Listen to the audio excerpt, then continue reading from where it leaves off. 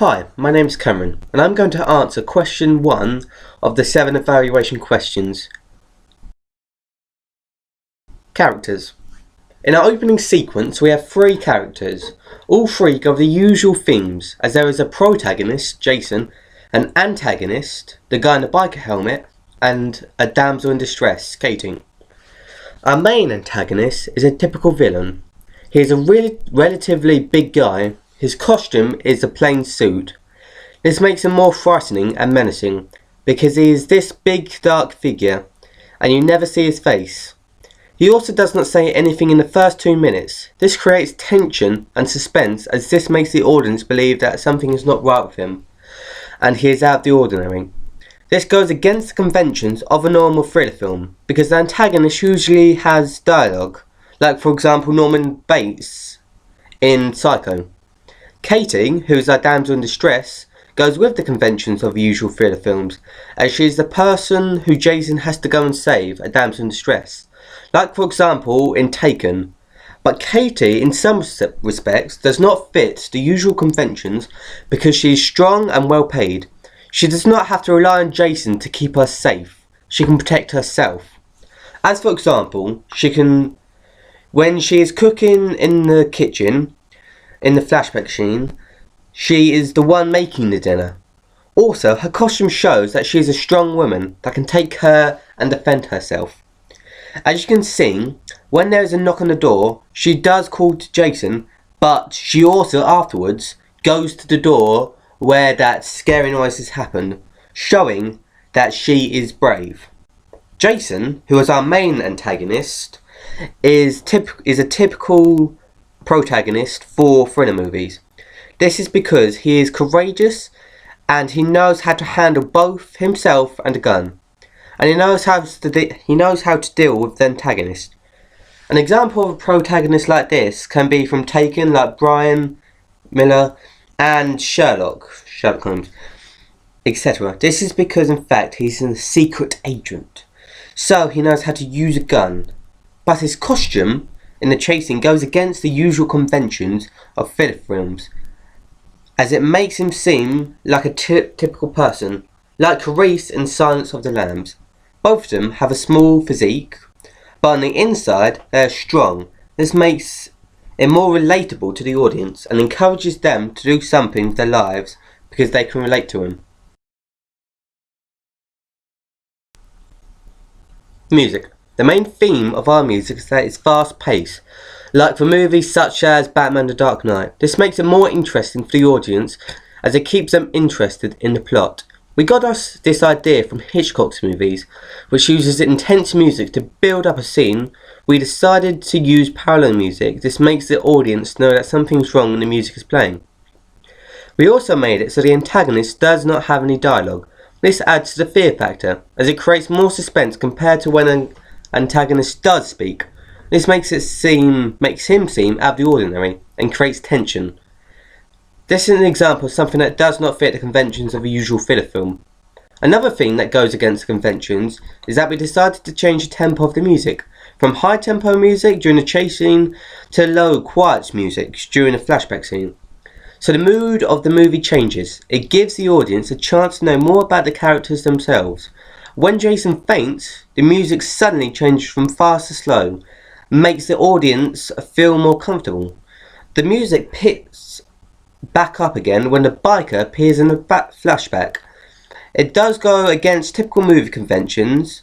Another movie we got inspiration from, for example, is Taken, as when the bad guy, the antagonist, hides away and the musical goes all quiet and silent.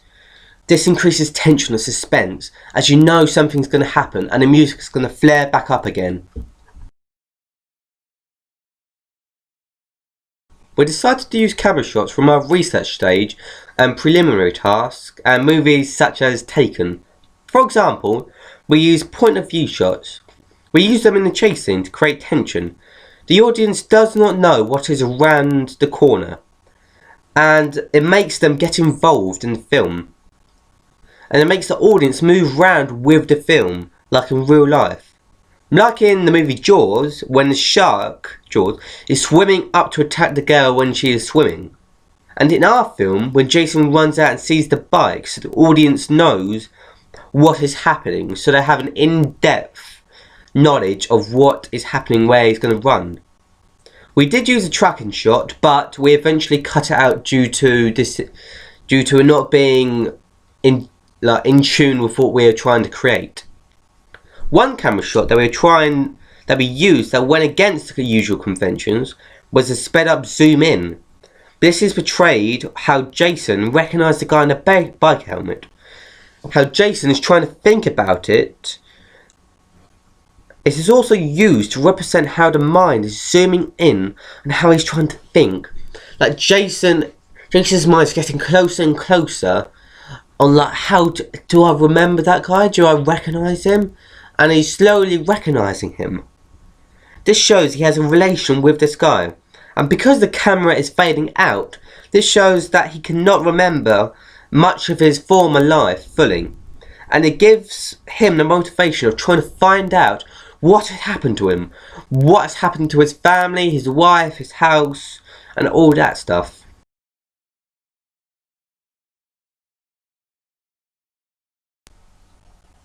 Location / setting.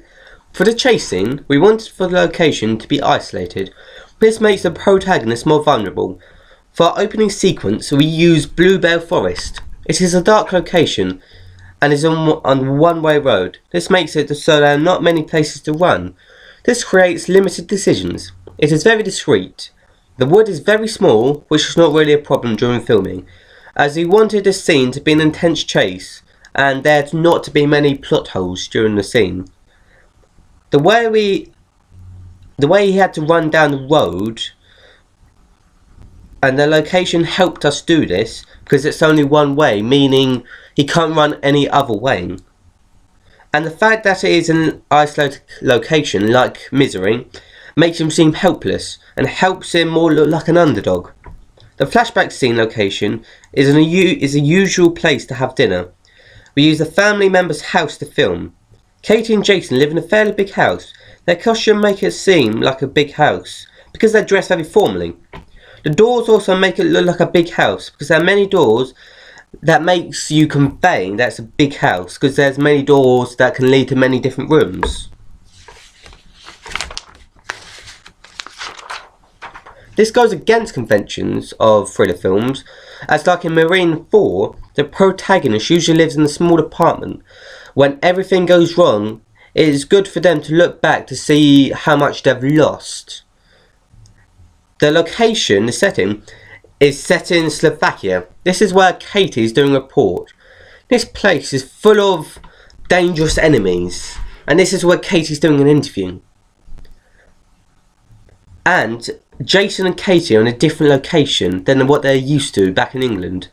This makes it their goal to get back home. The flashback scene is set in England, Essex. The audience can relate to this because most of the audience who would watch it will live in England. But they have a big house and a lot of money. But we didn't have to show all that as they live in a big mansion in Essex. Because of the way they dress and the cutlery and how high class they were, this conveys that they live in a bigger house. Like in Taken, when Brian Miller, who lives in a big house, but when his daughter gets taken, everything goes wrong. And he has to travel to Paris, now he's in a different location, which makes him at a disadvantage. Allows for him, like Jason's Brian, to work up towards giving an underdog spirit to the character.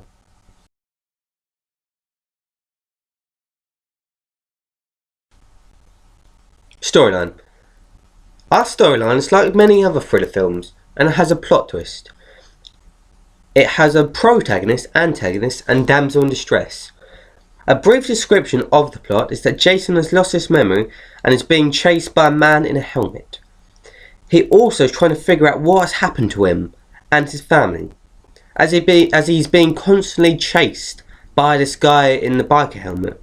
He gets constant flashbacks, which gives him motivation because of him seeing his wife and his unborn child and his house and his past life.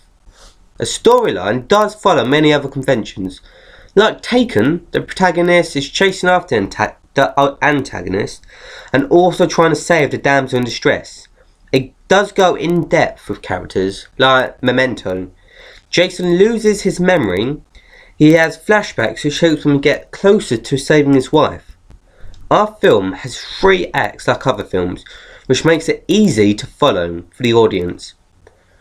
It gives a break for the audience from the chase scene, the flashback scene. This makes the audience want to know what happened. What will happen? Will he find his wife and get his memories back? We use a lot of our own ideas, but we also took inspiration from other films like Taken to help improve our film, especially in the storyline area.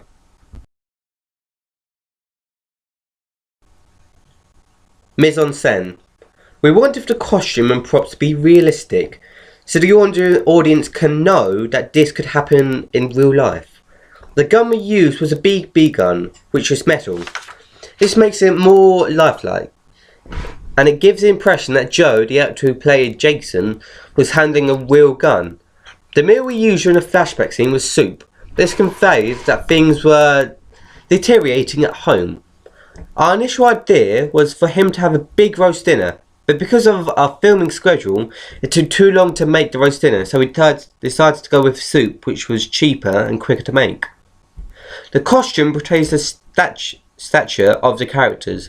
There are formal and casual clothes, so this conveys that they are in control of their lives, compared to the chase scene, where Jason's costume is very ripped and dirty and is being chased, meaning that he doesn't have much control over what he's doing. The suit to the guy in the biker helmet is a typical representation of an antagonist. It makes the protagonist look like an underdog, because we wanted to show the connection to Jason in the flashback, where he's wearing a suit himself. That it shows that they've worked together because they're both wearing suits. Like in Focus, Will Smith's character wears a fashionable suit. As he gambles a lot, he wears a suit because he's rich, and the suit also conveys that he has a lot of money. And this contrasts to the chase scene, as Jason is in a very scrappy outfit, meaning that his life is taking a turn for the worst.